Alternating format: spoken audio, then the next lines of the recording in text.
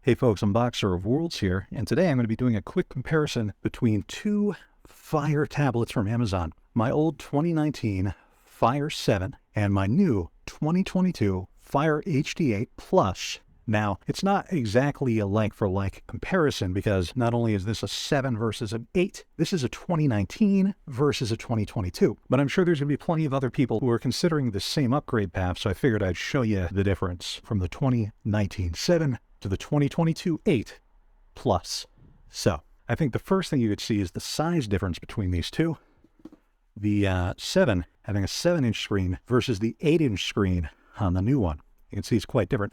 There's also a difference in bezels. The bezels are more uniform on the 2022 8, and on this one, they're a little bit thinner on the sides, but thicker on top and bottom. You'll also see that the front camera alignment is different, with it being vertical at the top on the 7 and horizontal on the Fire HD8 Plus. And you could easily see just how much of a difference there is in the size. Looking at the back, so you got this awesome sage green, and while there weren't as many cool choices on the 8, the Plus came with this cool gray with this textured finish. And you'll also know that the alignment of the Amazon Smile goes from vertical to horizontal. As far as internals go, the Fire 7 has 1 GB of RAM and starts at 16 gigs of storage, whereas the Fire HD8 Plus has 3 gigs of RAM and starts at 32 gigs of storage. Another huge difference, the Fire HD8 Plus has Usb-C, whereas the old standby was getting by with micro USB. So it'll be nice to finally be able to use the same charger I use with most of my other modern devices. Both of these keep most of their controls along the top, though the configuration is a little different, but you've got volume rockers, power, microphone, your power port. But the one thing you do get either way is a headphone jack. How cool is that? A headphone jack in 2022, because not everyone has made the jump to wireless. Remember folks, you don't need a headphone jack to hit that subscribe button. The 2019 Fire 7 has a 2-megapixel camera on the front and the back, whereas the 2022 Fire HD8 Plus has a 2-megapixel camera on the front and a 5-megapixel camera on the back. Another key difference comes with audio, where the 7 for 2019 has a single mono speaker, just one, whereas the 2022, 2 speakers. Count them. And they're not just stereo speakers, they're Dolby Atmos, which is Atmos-tastic or something.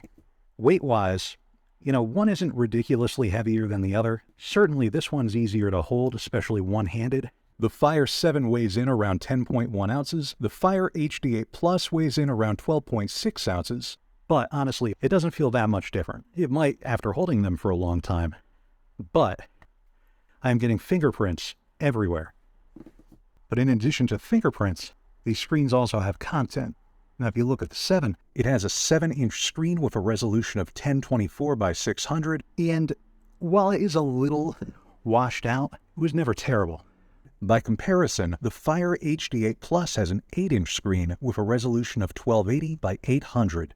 I think that the size of the screen is going to make a bigger impression on you than the resolution. Yes, this one's crisper. I'm sure this one's going to be better for reading, but honestly, the screen on this one's not bad. At this size, SD isn't too terrible, but you're definitely getting a better screen and a bigger screen on the Fire HD8 Plus. Now when it comes to gaming, you'll probably get better performance on the Fire HD8 Plus than the Fire 7 thanks to that RAM boost. When it comes to upgrade paths, you don't have to make the same decision I did. You could easily take the old 7 and go to the new 7, where while the screen and resolution are going to be the same, you're going to get much smaller, more uniform bezels and a lighter tablet that also incorporates the horizontal camera orientation and a more modern USB-C standard. Can't go wrong with it if you like a smaller tablet. You don't mind the SD and a little bit less performance perhaps. Or you can do what I did and jump to the Fire HD8 Plus, but there's also the standard Fire HD8 and even the Fire HD10 series. Either way, these aren't top-of-the-line tablets. They're not going to give you the full Android experience. They're not going to slay dragons unless you find a video game or a book that allows you to experience that.